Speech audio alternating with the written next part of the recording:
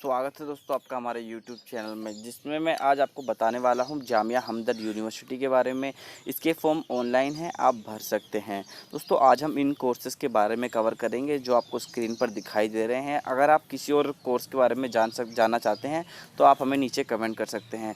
आज हम दोस्तों इन कोर्सेज़ के बारे में आपको A to Z इन्फॉर्मेशन देंगे कि इसमें एडमिशन फ़ी कैसे होता है, फ़ीस कितनी लगती है, काउंसलिंग कैसे होती है, लास्ट कट ऑफ कितनी थी, नंबर ऑफ़ सीट्स कितनी है, स्कॉलरशिप आपको कितनी मिल जाती है।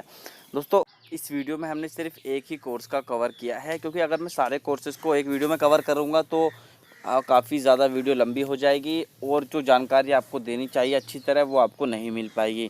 दोस्तों अगर आप ये वीडियो हमारी काफ़ी दिनों बाद देख रहे हैं तो आप इन बाकी वीडियोस का लिंक आपको नीचे डिस्क्रिप्शन में मिल जाएगा। यदि आप आज ही देख रहे हैं इस वीडियो को तो हमारी वीडियो आज रेगुलर आने वाली है। चैनल को सब्सक्राइब करके रखिएगा। हमारी 2 दिन तक वीडियो लगातार आएंगी, एक के बाद एक आने वाली है दोस्तों। और आपको मैंने ऐसे बताया है जैसे कि एक 12th स्टूडेंट को पता होना चाहिए, क्योंकि 12th स्टूडेंट स्कूल में होते हैं, स्कूल से एकदम से जब कॉलेज में काउंसलिंग के लिए एडमिशन के लिए जाते हैं तो उन्हें काफ़ी ज़्यादा परेशानियां आती हैं। तो जब मैंने एडमिशन लिया था कॉलेज में दोस्तों, मुझे भी काफ़ी सारी परेशानियों का सामना करना पड़ा था। वो परेशानियां आपको ना आए इसलिए मैंने आपको अच्छी तरह समझाया है। तो वीडियो को शुरू करते हैं और वीडियो को पूरा देखिएगा। इस लाल बटन पर क्लिक कर हमारे चैनल को अभी सब्सक्राइब करें, बेल आइकन को भी दबा दें ताकि आपको हमारी वीडियो सबसे पहले मिल सके। अब बात कर लेते हैं डी फार्मा में यानी डिप्लोमा इन फार्मेसी में आपका एडमिशन कैसे होगा। दोस्तों एक बात मैं आपको बता देता हूं, जो एडमिशन प्रोसेस है ये वीडियो जो है आपके लिए बहुत ही ज़्यादा इंपॉर्टेंट है। स्किप बिल्कुल भी मत कीजिएगा। स्किप करते हैं कोई बात छूट जाती है फिर आपके एडमिशन में दिक्कत आएगी, तो आपको बिल्कुल भी स्किप नहीं करना है। तो पहला पॉइंट जो है वो है 12th के मार्क्स पर एडमिशन होगा। दोस्तों 12th के मार्क्स पर ही यहाँ पर एडमिशन आपको मिल जाएगा। काफ़ी अच्छी बात है ये। जो आपने 12th के CBSE बोर्ड के एग्ज़ाम दिए हैं उसमें फिज़िक्स, केमिस्ट्री, बायो इन या फिर अगर आपका मैथ है तो मैथ भी, इन तीनों के ही मार्क्स आपसे मांगे जाएंगे। वहाँ पर आपको फिल करने हैं। उसी के हिसाब से जो आपकी परसेंटेज बनती है उसके हिसाब से आपका एडमिशन इसके अंदर हो जाएगा। आपको सिर्फ 3 सब्जेक्ट के मार्क्स देखने हैं। दूसरा, फॉर्म भरकर मेरिट लिस्ट में अपना नाम चेक करना होगा। जब आप फॉर्म भर देंगे उसके बाद कुछ दिनों बाद एक मेरिट लिस्ट लगेगी, उसमें आपको अपना नाम चेक करना होगा कि आपका कहाँ पर नाम आया है। उसमें डेट ऑफ बर्थ लिखी होगी, आपका नाम लिखा होगा, आपकी परसेंटेज वगैरह लिखी होंगी। उसके बाद जब आपके पास फिर एक मैसेज आएगा, मैसेज में लिखा होगा कि जी हम काउंसलिंग करने वाले हैं, इस तारीख को काउंसलिंग होगी, आपको आना है। और आने के साथ उस काउंसिल जो मैसेज आएगा उसमें आपको मेंशन होगा कि आपको क्या क्या डॉक्यूमेंट लाने हैं।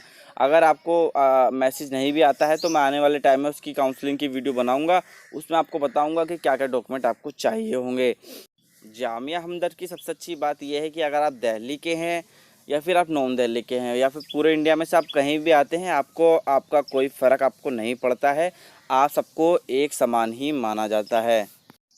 जैसा कि आप दूसरे कॉलेजेस में देखते होंगे कि जर्नल की मेरिट लिस्ट अलग लगी है, OBC की अलग लगी है, SC ST की अलग लगी है, ये सारी आपकी अलग लगी हैं। तो यहाँ पर ऐसा कुछ भी नहीं है, सबकी सेम लगाई हुई होती है। तो आपको यहाँ पर बहुत ज़्यादा फ़ायदा मिल जाता है। आप यहाँ पर आराम से एडमिशन ले सकते हैं अगर आपकी परसेंटेज है तो। उसके बाद ये है कि एडमिशन होते ही आपको फ़ीस भरनी है। फ़ीस जैसे आपका काउंसलिंग हुई, आपने डॉक्यूमेंट सबमिट किए, दिखाए डॉक्यूमेंट, आपका एडमिशन मिल गया, आपका एडमिशन हो गया, एडमिशन स्लिप आपको मिली। अब क्या करना है आपको, जब भी फ़ीस पे करनी है। अब फ़ीस कैसे पे करनी है, आपको 2 या 3 दिन पहले जो काउंसलिंग का मैसेज आएगा उसमें आपको लिखा होगा कि आपको इतने रुपए फ़ीस भरनी है, ड्राफ्ट में देनी है या फिर कैश में देनी है, वो आपका उस मैसेज के अंदर मेंशन होगा। फॉर्म फिल करने के बाद आपको हमेशा अपडेट रहना होगा हमारे यूट्यूब चैनल पर और साथ ही उस जामिया की वेबसाइट पर और अपने ईमेल वगैरह पर। दोस्तों अगर आपको फ़ीस आपके पास उस टाइम नहीं होती है, आप फ़ीस नहीं भर पाते हैं पूरी एक टाइम पर, तो आप वहाँ पर आधी करके भी दे सकते हैं। आपको वहाँ पर एक अंडरटेकिंग देनी होगी, यानी हम कॉलेज को फ़ीस बाद में जमा करवा देंगे इतने दिनों के अंदर, तो आपको वहाँ पर दे सकते हैं। उसके बाद वो देने के बाद आप बाद में भी आधी फ़ीस भर सकते हैं। आधी फ़ीस उस टाइम दे सकते हैं जितने आपके पास पैसे होंगे, उसके बाद जितनी फ़ीस होती है वो आप बाद में भी दे सकते हैं। तो उम्मीद है ये सारी जो एडमिशन की जानकारी है आपको समझ आई होगी। ये इसका स्क्रीनशॉट ले लीजिए या फिर इस बात को लिख लीजिए, क्योंकि इसमें बिल्कुल भी गलती नहीं होनी चाहिए। ज़रूरी बात देख लेते हैं एक बार। जो स्टूडेंट बाहर के हैं, जब उनके पास काउंसलिंग डेट आती है, काउंसलिंग डेट तो काफ़ी पहले आ जाती है, लेकिन एक डेट और आती है कि किस किस स्टूडेंट को यहाँ पर आना है। वो डेट जब आती है तो जो स्टूडेंट बाहर के हैं उन्हें अर्जेंट टिकट करवाना पड़ता है, टिकट ना मिले तो इन सबको बिल्कुल देख कर चलना है। तो ये सारी बातें ध्यान रखनी है, क्योंकि अगर 2 दिन पहले डेट आई, अगर आप टिकट नहीं करा पाए, अगर आप वहाँ पर समय पर नहीं पहुँच पाए, तो आपका एडमिशन बिल्कुल भी नहीं होने वाला है।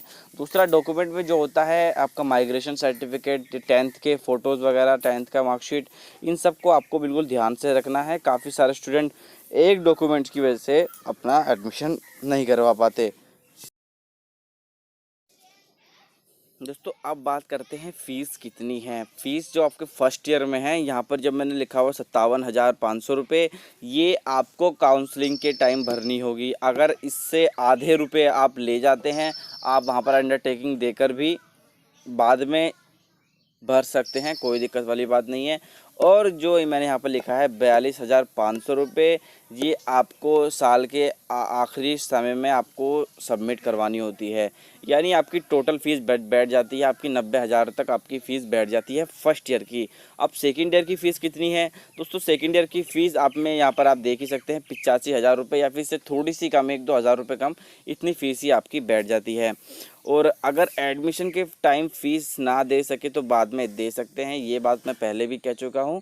ये काफ़ी अच्छा प्लस पॉइंट है स्टूडेंट्स के लिए, लेकिन आपको अपनी तैयारी पहले से ही करनी होगी। जैसा ईमेल पर आए वैसे ही पैसे लाने होते हैं, ये भी मैं आपको पहले बता चुका हूँ। चाहे ड्राफ्ट में मंगाए, कैश में मंगाए, जैसा मंगाए आपको वैसे ही लेकर जाने हैं। दोस्तों, डी फार्मा में कितनी सीटें हैं? 120 सीटें आपको यहाँ पर जामिया हमदर्द प्रोवाइड करवाता है।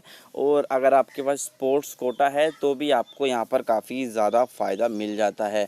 आप वहाँ पर आपको शायद काफ़ी छूट मिल जाती है एडमिशन लेने के लिए।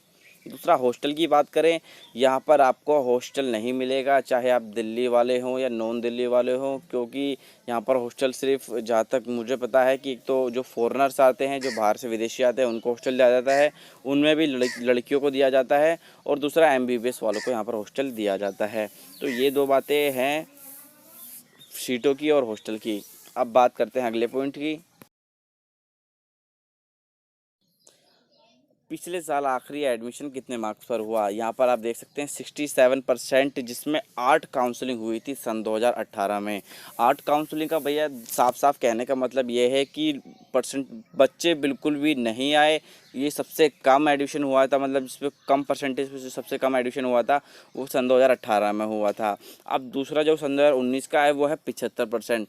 तो दोस्तों, आपको तो अप्लाई कर देना है, आपको ये सोचना नहीं है मेरी थोड़ी सी कम है तो क्या हुआ, मुझे एडमिशन मिलेगा या नहीं मिलेगा। दोस्तों, काउंसलिंग काफ़ी सारी होती हैं तो आपके काफ़ी ज़्यादा चांस बढ़ जाते हैं। जैसे आप देख सकते हैं यहाँ पर 8 काउंसलिंग हुई थी, 8 काउंसलिंग में 67% वाले को जब एडमिशन मिल सकता है, तो आपके जितने ही मार्क्स हो उसके हिसाब से तो आपको मिल ही सकता है। तो आपको दोनों साल का, 18 का, 19 का देखकर आपको अनुमान लगाना है कि आपका हो जाएगा नहीं हो जाएगा। अगर नहीं भी आपको लगता है तो आपको एक बार फॉर्म ज़रूर भर देना है।